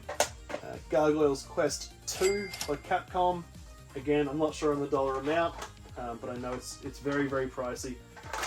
And the last incredibly expensive NES game I own is Euphoria. Very, very happy to own that. Another one I bought off Craig. But yes, very expensive, very hard to find, especially in an Oz release and PAL A. This one's in incredible condition, so very happy to have those. A couple of standout titles, going from A to Z, is the NES release of Aladdin. I believe this came out very, very late in the NES life cycle, so it didn't sell very many because I believe it was out on the SNES as well. So it's a really cool one to have. Don't judge me until you've played it. Barbie. My cousins, when I was a kid, used to have this. Obviously, like the boy cousins had like Mario and Duck Hunt, and the girl cousins had Barbie. So if we ever went to the girl cousin's house, we had to play Barbie. And I secretly loved it, and I secretly still do. Actually, it's not a secret, I tell everyone. This is a really good game. And it's really difficult. The difficulty spikes at about halfway through level 1. So it's a ruthless game, but really, really enjoyable to play. A couple of bangers. Battletoads. You all already know, Battletoads is a classic. Turbo Tunnel is relentless. But I also recently just picked up Battletoads and Double Dragon. I picked that up from 56 Bits. They are an Australian online video game store. You can also do click and collect, so they're pretty local to me, which is cool. But they did me a really good price. They have some crazy, crazy good stock. Some that I'm still thinking about. I will whack the link to their website in the description of this video, so go down there and also check them out. Again, they're Australian and quite local, so check them out. They have some really, really good stock on hand too. Dragon Warrior is a cool one to have. That's what we got instead of Dragon Quest. They made the art look nothing like the game. The name isn't really part of the game, but we got Dragon Warrior. So, I'll take it. We've got your classics like Dr. Mario, Duck Hunt, another absolute banger, DuckTales. It's such a good game. And the HD remaster that's on like everything else is so, so good. What was once a holy grail of a game, Jetsons Cogwell's Caper. There was a period in time where this shot up, absolutely skyrocketed in price. Luckily it's calmed down a bit now. One of the English translation carts I was talking about earlier is Labyrinth. It only came out on the Famicom, but I just found this on eBay. It plays, it works, and it's fully in English, so I'm actually able to play the Labyrinth video game. Have I? Not really. But I can now, so that's the main thing. Rainbow Islands is another really cool game. I used to play that on the Amiga, but now I have it on the NES, a lot more convenient to play. We've got your standard Simpsons games that everyone knows about.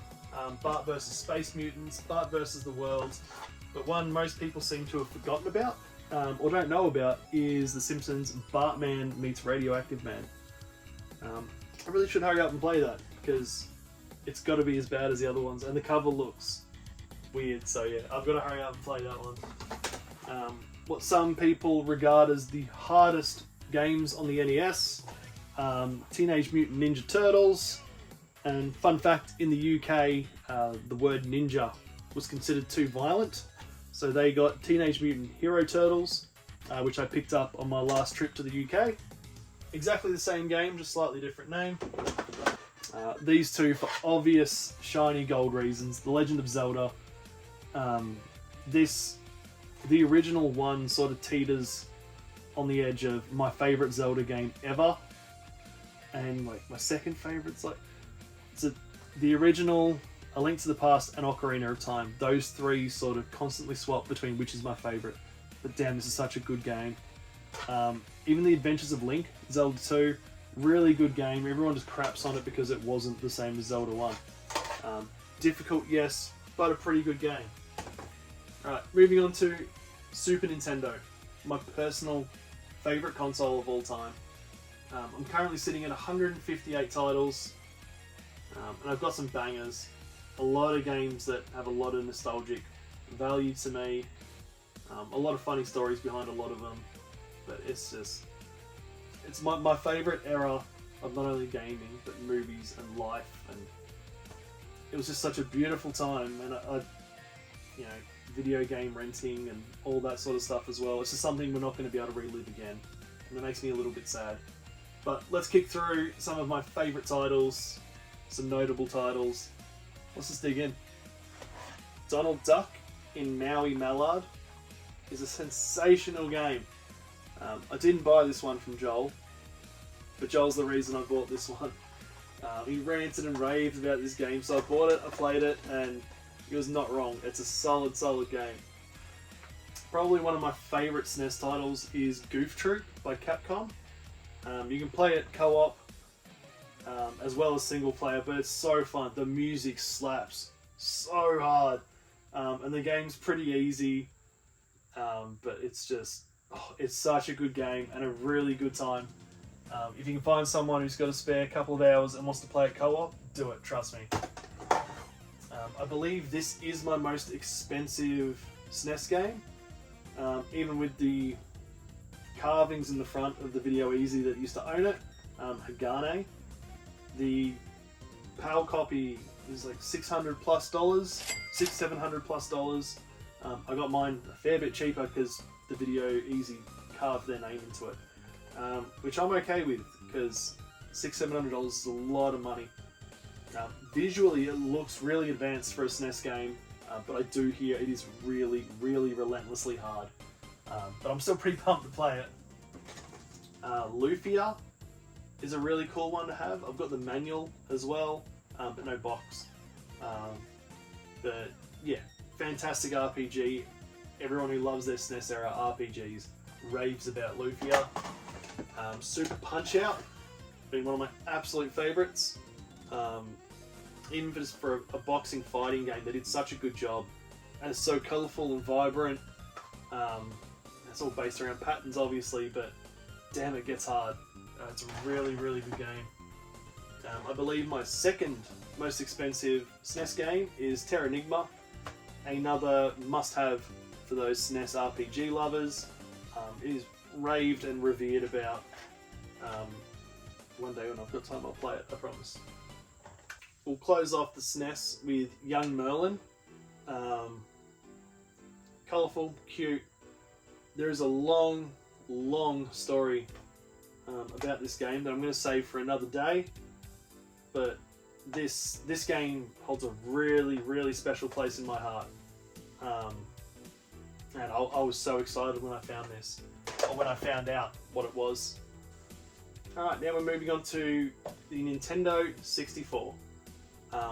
One of probably the most hated generations of Nintendo gaming, but it also has some of the absolute best games.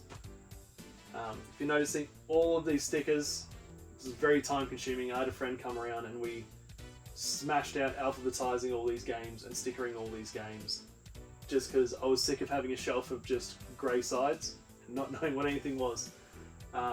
So that was very helpful. But let's kick into the 64 games. One of the first notable titles is my most expensive 64 title, Aiden Chronicles, the First Mage. Another one I picked up from 56 Bits. So again, the link to their website is in the description of this video. Go check it out because, again, they've got solid stock. Some super good games in there. And speaking of classics, Banjo-Tooie. Absolutely amazing game. Another one that shot up in price years ago. An absolute winner of a racing game, F-Zero X. Nintendo nailed this one. It's such a good game. If anyone disagrees, they're wrong. Another one I'm really stoked to have, Kirby 64 and the Crystal Shards. I picked this up from Eddie's Retro in Brisbane. I actually don't know if... I know he doesn't have an Instagram. I think he has a Facebook he doesn't use. I don't know if there's a website. I will find something and I'm going to link it below. Because Eddie's a great guy. His store's great. There's so much stuff. But you can have a really good day just digging through it all. But yeah, Kirby 64, the Crystal Shards. A really solid title I'm glad to have in the collection. Another one I'm beyond stoked to have is Paper Mario on the N64. I picked this one up off my friend Mike, the Xbox Cowboy, Mad Mikey. He sold me his copy years ago for really cheap because it was covered in stickers, and I mean covered. Half of the front had a massive Blockbuster sticker over it. The back was absolutely covered in like rental stickers. He sold it to me really cheap because of that, but I managed to get all of it off, and believe me when I say I'm really surprised at how it turned out, considering it was covered almost top to bottom completely in Blockbuster stickers. So I'm really glad to have that, and another one that has a nice story behind it.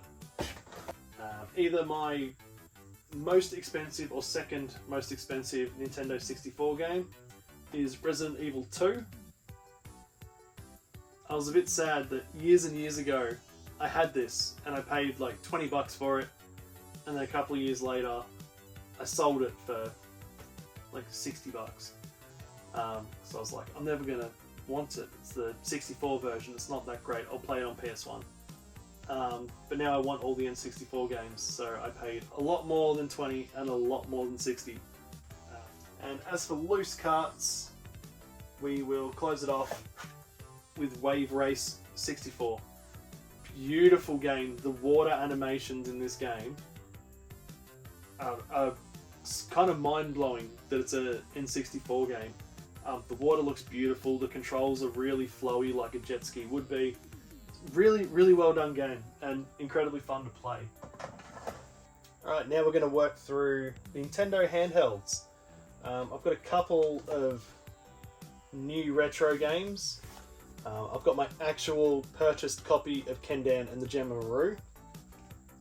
A company called Incube 8 Games have been releasing physical copies of brand new Game Boy and Game Boy Color games. There's been a few I've had to pick up. Pine Creek being one I'm super excited for. It's like a satanic cult murder mystery game. I'm really pumped to play that. And this one arrived only a couple of weeks ago, actually. Zephyr's Pass. It looks like a Zelda-esque game, but you're like a desert pirate. It looks really cool. The music, the animations I've seen leading to its release are incredible. I'm really excited to play that one.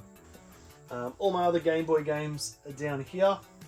I do need to find a better way to display them, because like the old carts used to be, I can't tell what any of them are. Game Boy, Game Boy Color, and Game Boy Advance are all down here. Yeah, this is really weird, like, and annoying that you don't know what anything is until you pull them out. But I've got some bangers in there, but again, I'm not massive on handhelds. We've got the Donkey Kongs, all the Marios, Zeldas, stuff like that. All the staples and the classics are in there. But as for the Nintendo DS, one of my favourite games that I tell everyone to buy is Adventure Time. Hey Ice King, why'd you steal our garbage? It is basically Zelda 2, but with Adventure Time characters and weapons and humour, and it is so much fun to play. Absolute banger. I was really happy to get was one that I've just realised I've got to clean the sticker off, but Chrono Trigger. Port of the Super Nintendo game. Australia and PAL regions never got the SNES game, so I've had to settle for this. One day I'll get an NTSC SNES copy, but for now I've got it on DS. Another personal favourite that I play way too often is Plants vs Zombies. I love this game. It is so much fun. If you've played it, you know. It's so much fun to play.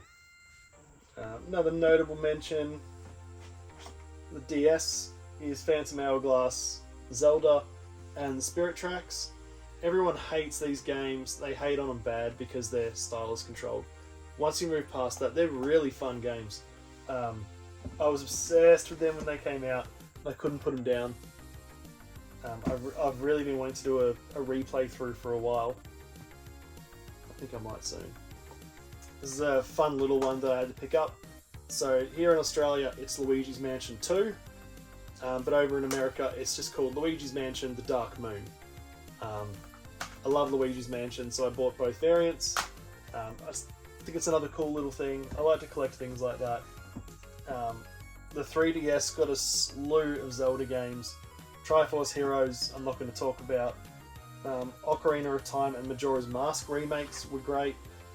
A Link Between Worlds. This was the most unexpected release and a direct sequel to A Link to the Past, the SNES game. This one was like on par with being just as good. This was such a phenomenal game. Yeah, I was addicted to this. I couldn't put it down. 100% completed it. Really job well done with that game. Being one of the few people that own a Virtual Boy, I went pretty hard at getting Virtual Boy games. I've kind of stopped because they're expensive and not that great. But I've got Wario Land, Telly Roboxer, Red Alarm, Mario's Tennis is a pretty cool one, Mario Clash. Can't even remember what that one is. I think it's Golf, and then I've got Fishing, Super Bomberman, and then Virtual League Baseball. And down the very bottom here, we just got a few random pieces, some energy drink cans that are video game related. I've got my vintage Turok 2 cap, and just some store display boxes at the back, because they've got nowhere else to go. And my Donkey Konga bongos. Stored down the bottom, they fit perfectly in one of these cubes. And that finishes off that shelf. Alright, we're back to the top. Going back to cartridge games that when I started collecting I bought custom cases for. And now I'm not really sure which direction I want to go, because I like that they have cases, but I also have a lot of games that are going to take up much more room if I buy custom cases for everything. I'm probably going to have to get rid of these custom cases because they take up a lot of space. But for now, I've got space and I love them. So going through the SNES games, one of my favourites that I don't see get much love, and it has apparently become a very expensive game, is Alien vs Predator. Sort of like a arcade-ish left to right beat 'em up. I've beaten it once and it took a lot. It's really difficult towards the end, but a lot of fun. This was a really cool one. I only played last year, I believe, for the first time. Illusion of Time. Everywhere else it's called Illusion of Gaia. Again, not sure why Australia gets these random name changes, but we got Illusion of Time. Awesome RPG. I absolutely loved it. You can transform between 3 different forms of yourself. Really good game. One of the best games there is, Mega Man X. Absolutely love this game. The very last level is super hard, but really fun game. My favourite RPG is The Secret of Evermore. It seems to constantly get overshadowed by Secret of Mana, but I think this is way better. Massive game, the enemies are cooler, 4 huge worlds to explore. You've always got your dog companion with you, and depending on what world you go to, he transforms into a different dog. You level up your weapons, you level up your characters. It's so good and deep and layered. And I tell everyone that has a Super Nintendo, you have to get Secret of Evermore, and no one's ever come back with bad feedback, so there's your tip, get Secret of Evermore. And obviously one of just the stellar games of all time, Legend of Zelda, Link to the Past. Nothing needs to be said, it's phenomenal. The few Nintendo 64 games I have that are in these custom cases, Conker's Bad Fur Day. I'm not sure why it got such a crazy price tag, but the game itself is so funny. There's so many just noteworthy moments in that game. One of my favourites, Pokemon Snap. My favourite Pokemon game, hands down. Come at me, Pokemon Snap is the best Pokemon game. And of course, again, the staples, Ocarina of Time and Majora's Mask. We've got my small but mighty GameCube collection now. It's probably only about 20 games. Those few there and those few here. I'm pretty stoked with what I've got. One of my favourites for the system, Luigi's Mansion. The one that started it all. Still probably the best one too. Now I didn't buy this one off Joel, but Joel bought this one for me with my money. But Metal Gear Solid, the Twin Snakes, GameCube remake of Metal Gear Solid from the PS1, better graphics, new sort of gameplay modes, like you can use first person for shooting, but the difficulty is through the roof. This is 10 times harder than the original, and it has no need to be. If you get spotted at any point during the game, a SWAT team turns up and they don't go away. So if you ever get seen, the more you get seen, the harder the game just continues to get, and there's nothing you can do about it. I had a SWAT team turn up in a boss fight. Absolutely ruined me. Luckily for me, when I started collecting video games, this was one of the first ones I got, Paper Mario and the Thousand Year Door. I think I paid $40 posted to my house. That was the going rate. And then just a few years later, it's like it shot up to about $350. But now that the remake has come out on Switch, it's gone down to nearly $150. An absolute must for any Zelda fan is the Legend of Zelda Collector's Edition. It has the first 2 Legend of Zelda NES games, and it also has Ocarina of Time and Majora's Mask on the GameCube.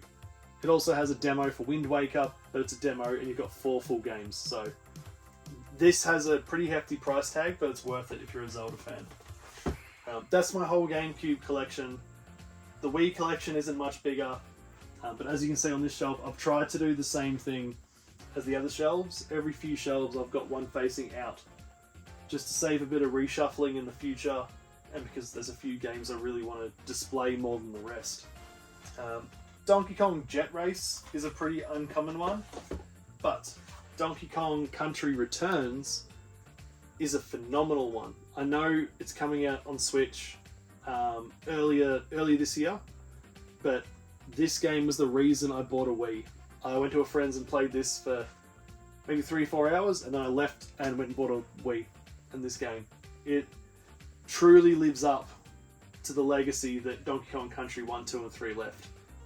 Phenomenal. If you haven't played it, get it. I don't care what anyone says, Link's crossbow training is so fun. Everyone's on it. And it's such a good game. It's so much fun. It's like $1. If you've got a Wii and $1, go get it. Super Mario Galaxy 1 and 2 are fantastic games. Seriously fantastic games. Last 2 for the Wii. Legend of Zelda Skyward Sword. This one comes with the soundtrack. And the new Super Mario Bros. Wii. Alright, like the rest, my Wii U collection is small but mighty. First things first. When the Wii U was out, we got a year of Luigi. And it was the best. Everything was Luigi. Mario was out. This is a good starter. New Super Mario Luigi U. It was the same game, they just put Luigi in it, made everything green. It was fantastic. I hope we get another year of Luigi. One of the best games to hit the Wii U was Captain Toad Treasure Tracker. It was sort of like a really cute, platforming, sort of puzzle solving, treasure tracking, just amazing game. Toad's a joke. Like he doesn't have any attacks, he can't jump, but he can drop onto enemies, he can throw turnips. It's just really good. And everyone craps on the Wii U, but everything that's been on the Wii U has been ported to Switch. And then everyone loved it. So, I loved this before all of you. This is a must-have. It plays so well on the Wii U. Much better than the Switch. We've got the standard releases, like new Super Mario Bros. U, Super Mario 3D World, which is really fun, Super Smash Bros. We got this one, Project Zero, Maiden of Blackwater. Really shot up in price. It has been re-released on Switch, but it's still managed to hold its price. Another one I'm not yet to play, but I'll get to it one day. And I'm not one to push remakes over originals for the most part, but the Legend of Zelda The Wind Waker HD is far better on the Wii U than it was on the GameCube.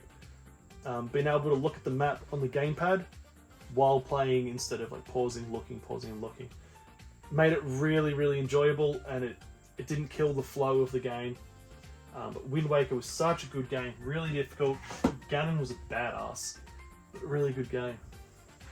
And now we are on to the Nintendo Switch, the newest and most recent of the Nintendo consoles. They're really dragging out the announcement of the Switch 2, which I will honestly be disappointed in if it's another handheld hybrid.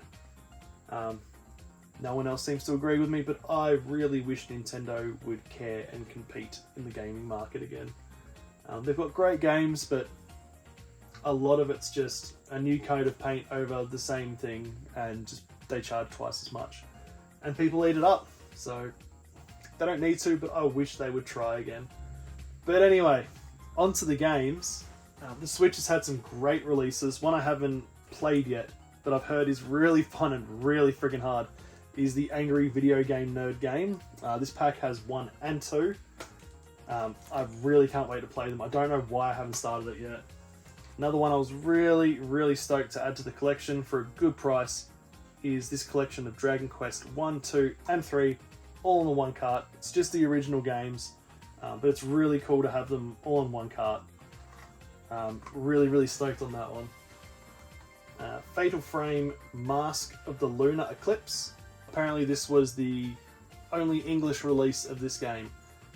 I think I have one more Fatal Frame / Project Zero game to get, and then I have all of them. And once I have all of them, I plan on playing all of them. I do that with some games sometimes. I won't play any until I've got them all. I don't know why I do that to myself, but I'm doing it.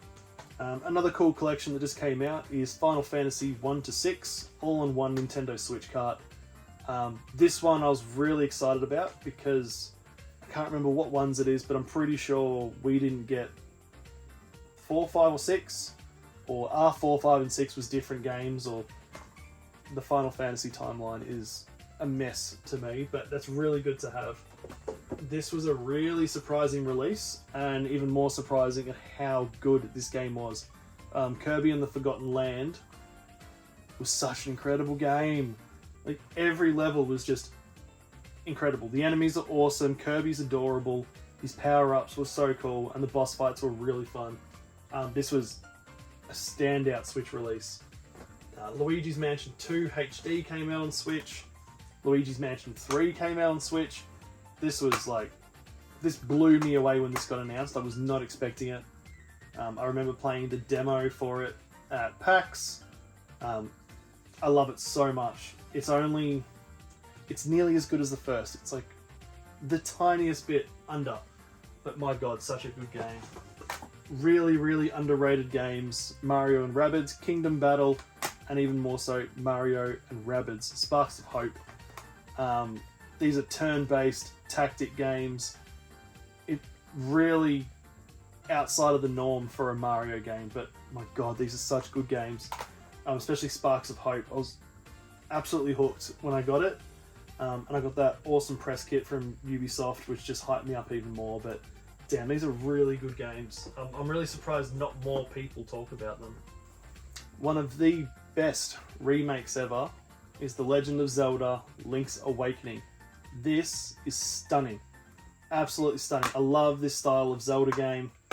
Top-down Zeldas are probably my favourite, but the art style in this was adorable, and start to finish, this game was incredible. I never got to play the Game Boy one, the Game Boy version, when I was younger, so playing this was phenomenal. It was such a good game, and it played so well in this remake. An absolute must-have. And a really random one that I'm glad I took a punt on and bought is Turnip Boy Commits Tax Evasion. It's sort of like a Legend of Zelda-esque top-down temple dungeon crawler. It's so weird, but it is so funny. It's got some great humor in it, and it's really fun to play. Not overly long either, but really good fun to play. This was really cool, an Atari 50th anniversary collection, a lot of really cool behind the scenes videos, and just little bits of information that are really cool to know if you like your gaming history. Waifu Uncovered was a really funny one, suggested to me by a friend. It's like an old school shmup. It's really fun, really hard, but the story is just so wild. Aliens invade Earth and they're like poisoning girls' clothing, So the only way to save all the girls on the planet is to destroy their clothes. So basically you just spend every level taking all these like waifu Japanese cartoon girls' clothes off. Which is wild, but the game itself is actually really fun. So if you find that and you want to see some Japanese boobies, it's pretty good. I've got one more game down here, and it is by far my most expensive game. And it is Link, The Faces of Evil on the Philips CDI. Notoriously one of the most horrible games ever made. I've played it and it is horrible. It's absolute garbage. But it is a fantastic piece of Nintendo and Zelda history. But yeah, it's just so bad. There's 2 more in this set. One day I might get them. I hope I do, but yeah, it's worth a small fortune, but I got a really good deal on it. And I'm just glad to have it in the collection. I don't necessarily need to ever play it. But yeah, it's a weird piece of history. If you don't know about it, you should definitely look into it. It's crazy. I've said it once, and I will say it 100 more times. I absolutely love and adore The Legend of Zelda. So nearly the rest of the nooks on this shelf are all just Legend of Zelda inspired. These 2 up here, I've just got Legend of Zelda amiibos. I bought a second Toon Link just because he was adorable and I wanted to get him out. This keyring I have down here, I actually bought when I was in the UK from a little nerdy store that my friends Amy and Owen took me to, Little Amykins and Flux Games. Such a good day with them. I'll see if I can find a little photo of the shop or something, but another one of those things that just bring back amazing memories for me of spending the day with them. 3 more little nooks down here. I've got a Skyward Sword little Link figurine. I've got the Tears of the Kingdom Switch OLED console box sitting there. I've got the Echoes of Wisdom pre-order coin. This was from my friends Bo and M. They bought me a Suntory Boss coffee. It was a Tears of the Kingdom collaboration can. It's so cool. The art's awesome. So that's one of the nooks. This little nook here is just packed with Zelda goodies. I've got some World of Nintendo figurines at the back. A little Zelda keychain right up the top there, which came with one of those Game Room Market games that I showed earlier. I've got the Skull Kid figurine from Majora's Mask. A little Hungry Jack's Link's Awakening toy. I've got the Game & Watch re-release sort of thing they made. I've also got the Majora's Mask 3DS XL console, which is one of my favourite pieces. And a gift from my friends Bo and M again is the Skyward Sword Wiimote, the golden one, which is really, really cool. And the last little nook over here, just got a couple of the Switch and Wii U big boxes in here. Couldn't really figure out anywhere else to put them, but I think they look pretty good, just lined up like that on the shelf. Alright, last row of the Nintendo wall shelf. Right down the bottom at the back there is a Super Mario Brothers Luigi's Mansion Lego set.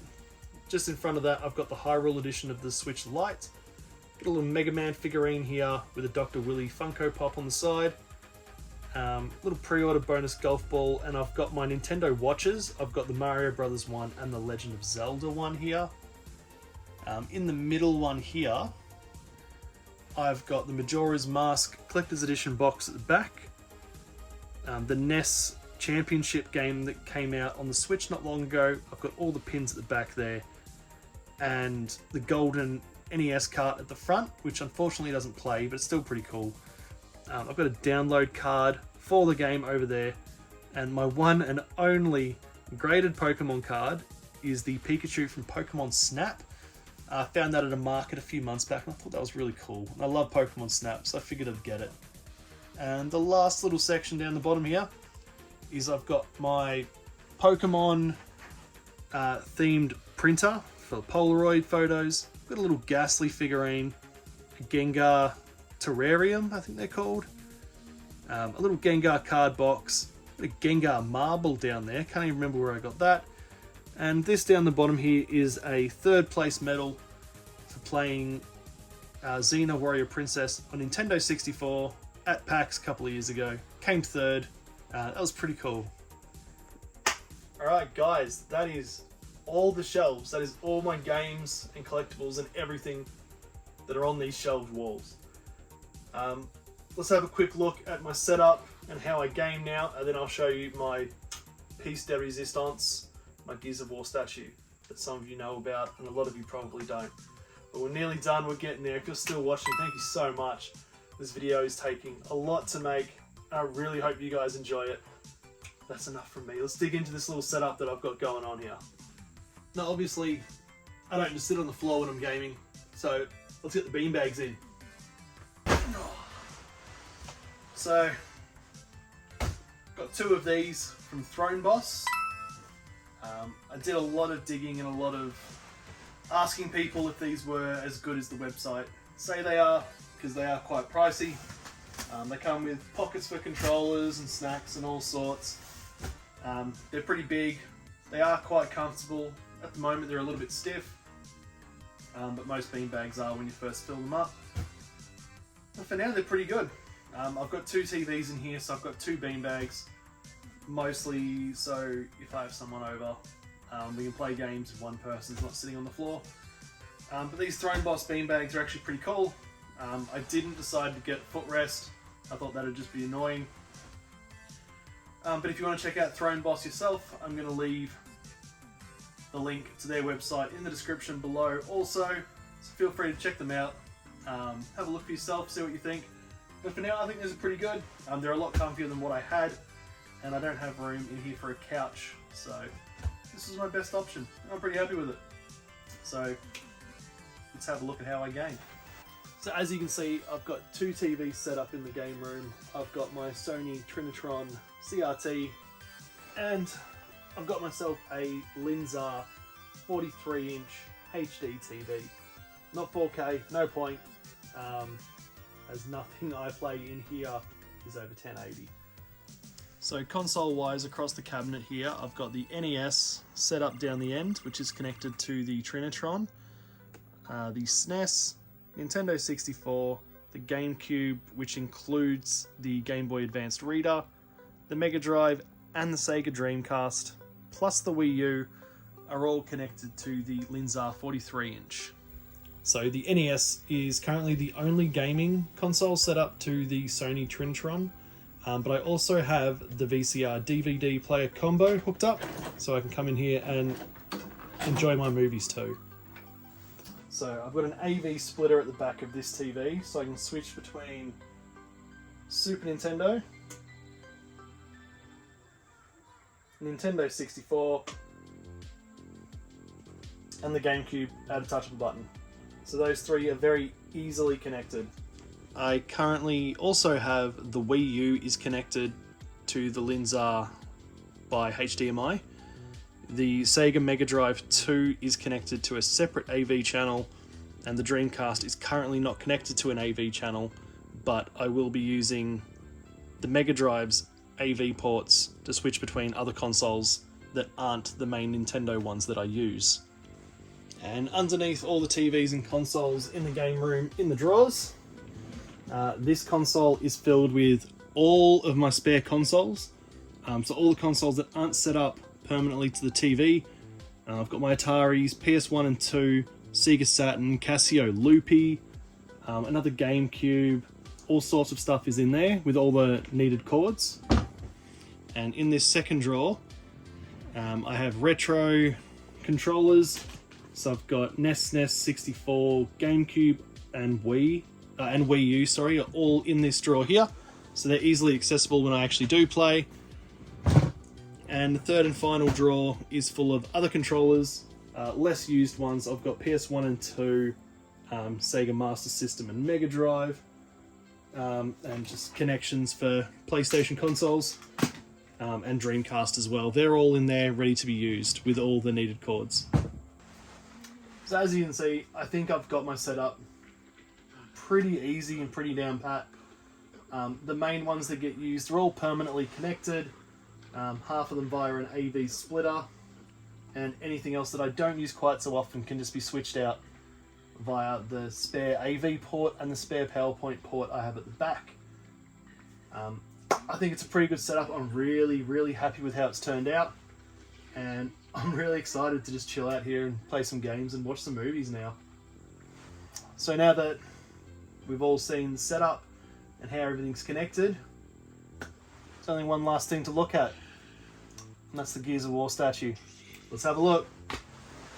Okay, this is it. The creme de la crop, my piece de resistance in my gaming collection. The only one of this in the world, and I've still got photos from the event that I attended for Gears 5 that this was at. It was an incredibly long journey to get it. I might go into it in another video, but I'm sure you guys have heard enough of me talking. Let's see my Gears of War statue.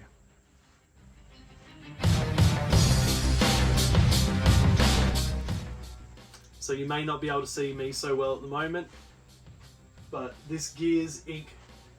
/ Gears 5 statue is lit up with LED strips around the whole outside. It is also mounted onto a shelf, which unfortunately is so big I can't get it all in one frame in the video. So I'm going to have to separate the top from the bottom in the video. But this is my favourite, most expensive, most rare, most incredible piece in my gaming collection. And I can't believe I'm the one that owns it. But so we can have a better look, let's get the lights back on. So as you may be able to see, this statue is multi-layered. There's the back layer with the background design and the LE strip on it.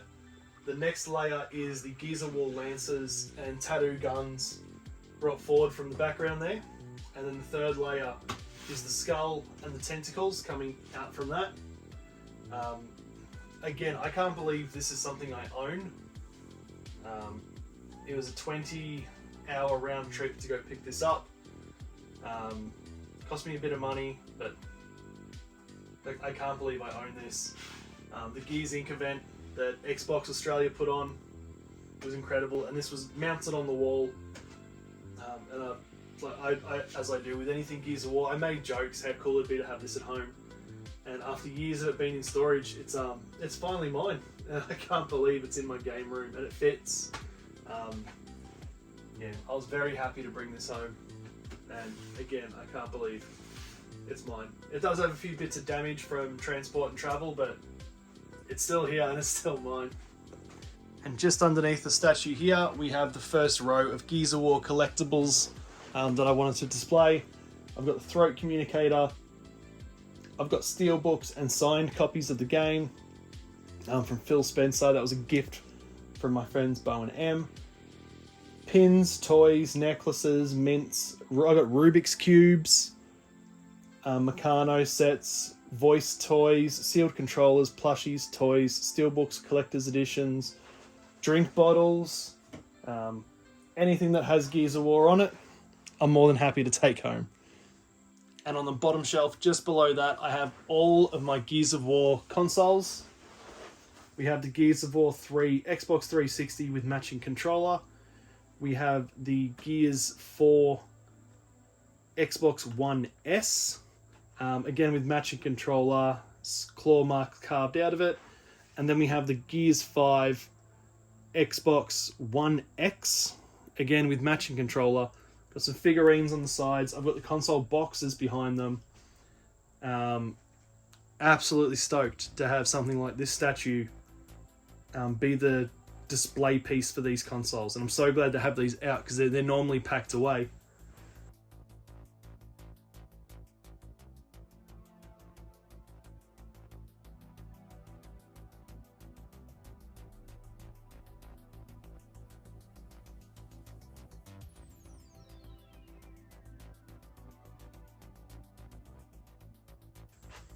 Alright guys, that's it. That's my entire game room. If you're still watching, thank you so much. This is a big video, but I couldn't think of a better way to start my year than showcasing the game room that I'm so proud of. I can't wait to spend all of this year in here and not leaving the house. But again, if you are still watching, thank you so much. I put a lot of effort into these videos and it means a lot to people still watching. So if you are still watching, please like, subscribe, comment, all that YouTube stuff. I appreciate all of it. But you've heard enough of me talking. Thank you so much again for watching, and I will catch you guys in the next video. Take care.